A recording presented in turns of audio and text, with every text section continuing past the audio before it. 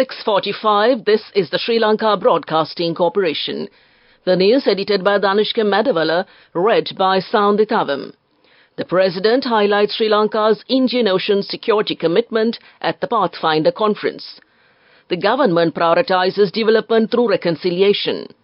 The provision of relief benefits set to expand to 2.4 million family units from June 2024.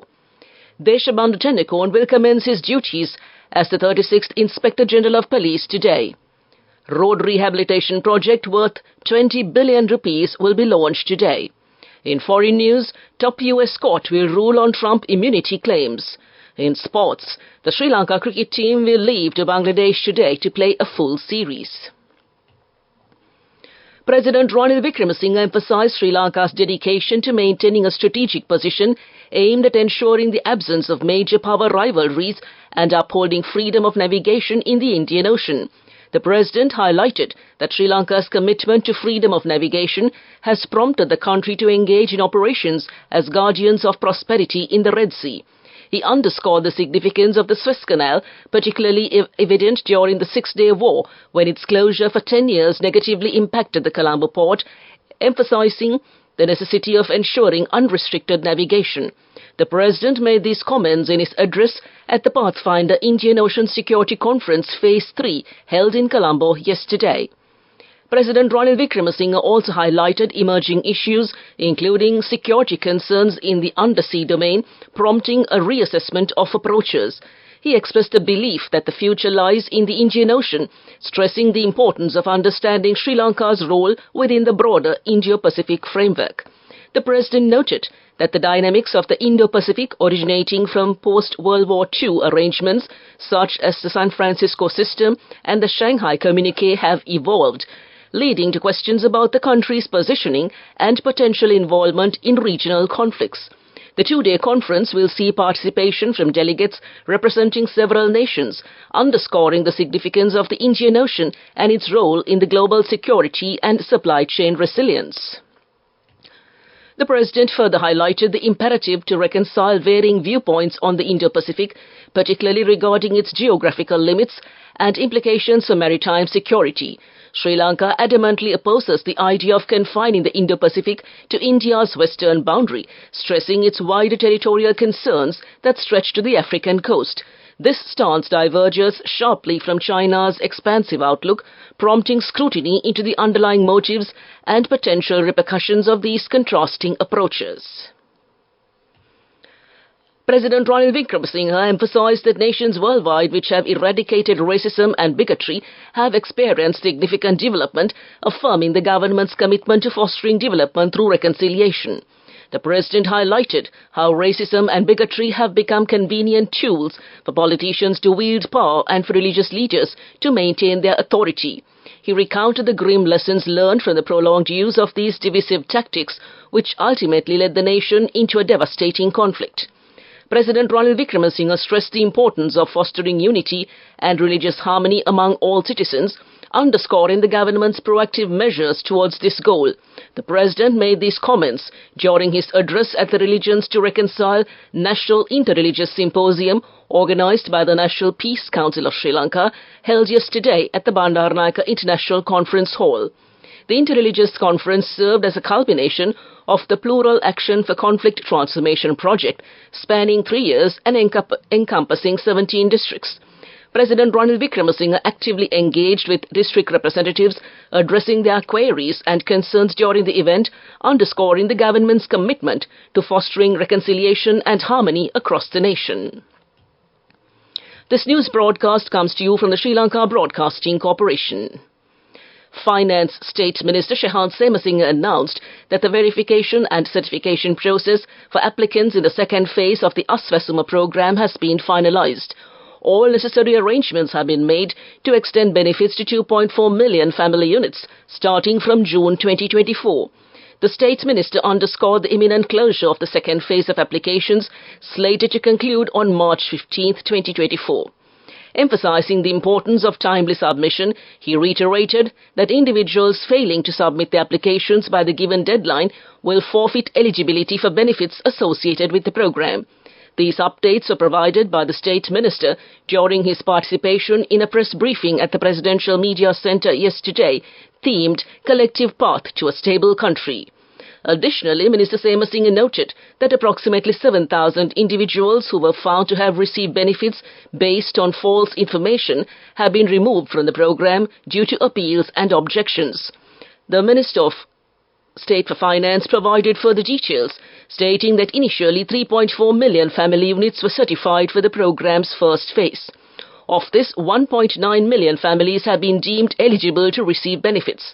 Following the assessment of appeals and objections received, the Welfare Benefit Board prepared to commence payments to the selected beneficiaries from July 2024. Deshabanda Tennekon will commence his duties as the 36th Inspector General of Police today. The ceremony will commence at 8 a.m. this morning. A special guard of honour will be accorded at the police headquarters this morning.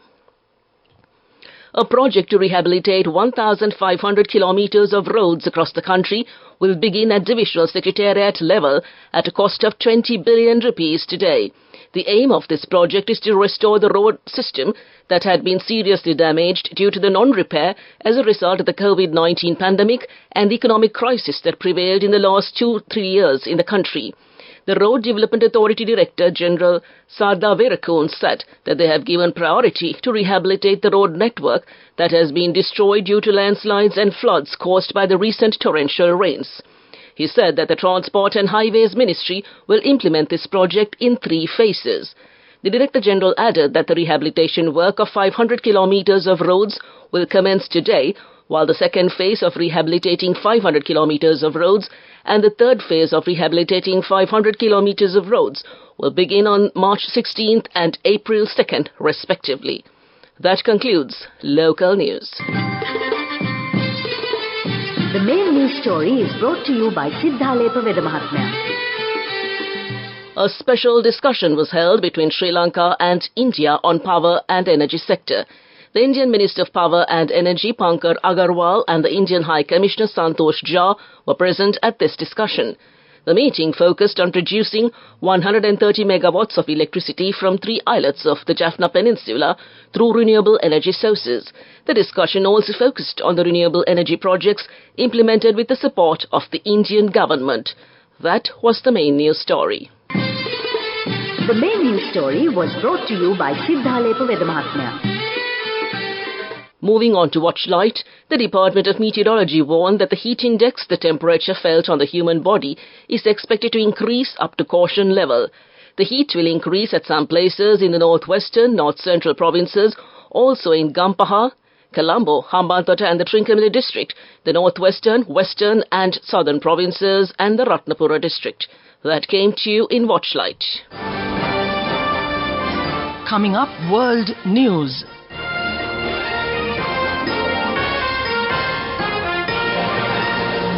Making headlines this morning, a top U.S. court will rule on Trump immunity claims. 1 dead and 2 missing after Channel Crossing rescue. U.S. wrestling star Michael Virgil Jones dies aged 61. The Supreme Court will decide if ex-President Donald Trump is immune from being prosecuted on charges of trying to overturn the 2020 election. The 6-3 Conservative Majority Court decided on Wednesday to hear Mr. Trump's claims that he should be shielded from criminal liability. The ruling marks the first time the court has weighed in on such a case. A U.S. Court of Appeals panel has already rejected Mr. Trump's argument that he enjoys presidential immunity. Mr. Trump had claimed in the landmark legal case that he was immune from all criminal charges for acts he said fell within his duties as president. He appealed the case to the Supreme Court and asked them to put that decision on hold. A woman has died and 2 people are missing after a migrant boat had to be rescued in the English Channel.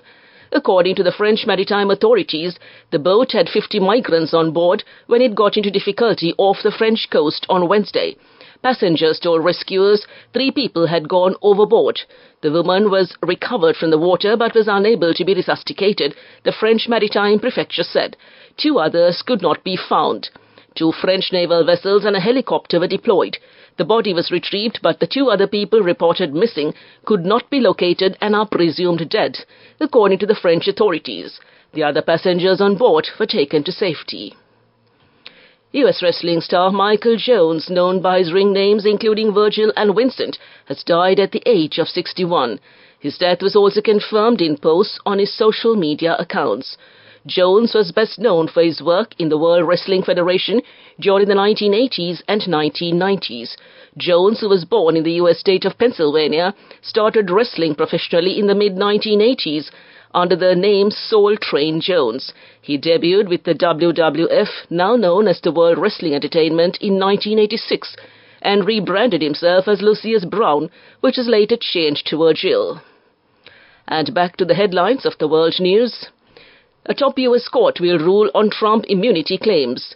1 dead and 2 missing after Channel crossing rescue.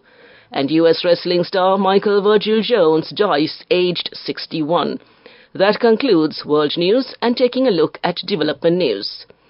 The government's decision to suspend the Parate execution is a lifeline given to the entrepreneurs in the micro, small and medium-sized enterprise sector who have become one of the major victims of the recent economic crisis. The Micro, Small and Medium-Sized Enterprise Sector Chamber of Sri Lanka national organizer, S.N. Raghavan, said that the discussion held with all the stakeholders of the Parate execution meeting were held individuals including Minister of Justice Dr. Vijayadas Rajapaksa and Industries Minister Dr. Ramesh Patirana about 65 days ago. And it resulted in a temporary suspension of this law until December 15, 2024, and it is a victory of the MSME entrepreneurs. He stated this addressing a press conference held at the Justice Ministry Auditorium in Colombo yesterday.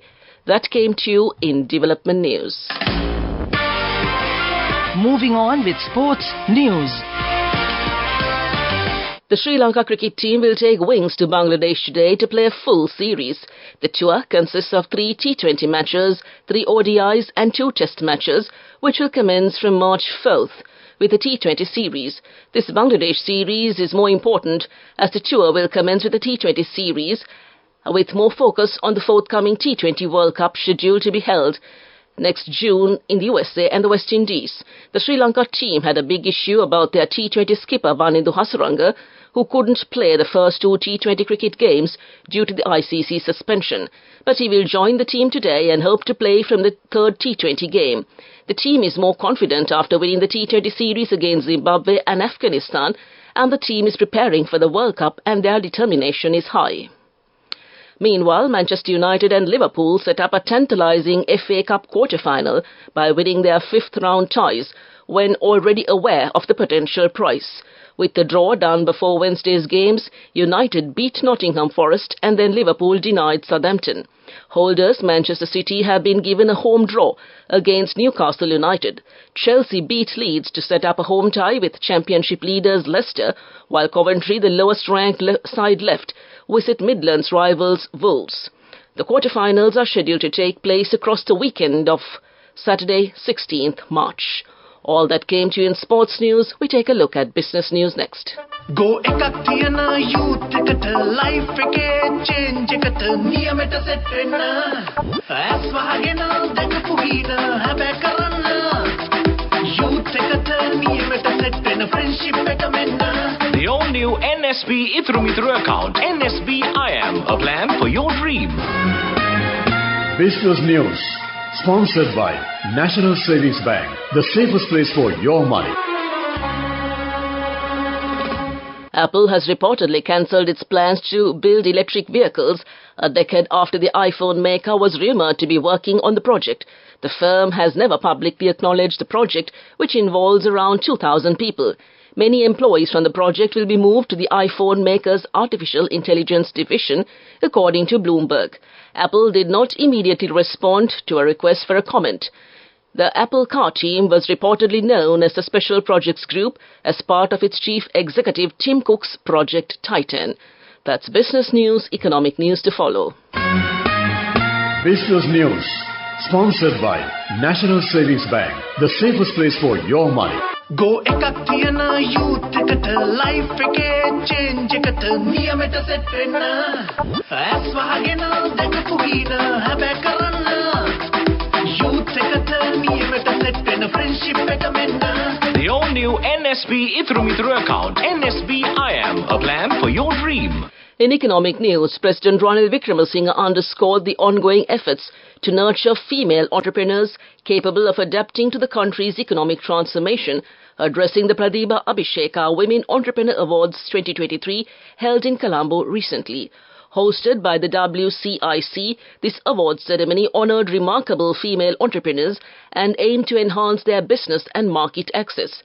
The President highlighted the significant role women entrepreneurs can play in fostering the digital and green economy, reaffirming the government's commitment to support the empowerment of the women business community.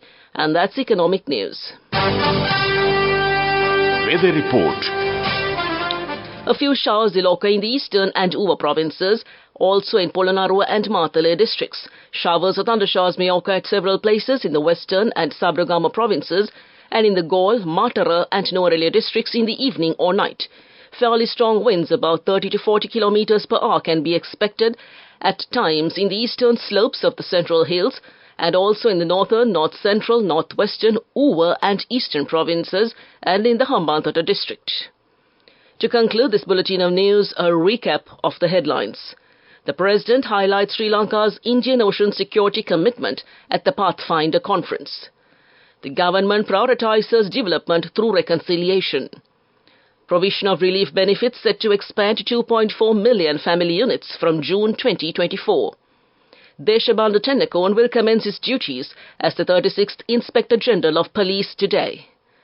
A road rehabilitation project worth 20 billion rupees will be launched today. A top US court will rule on Trump immunity claims.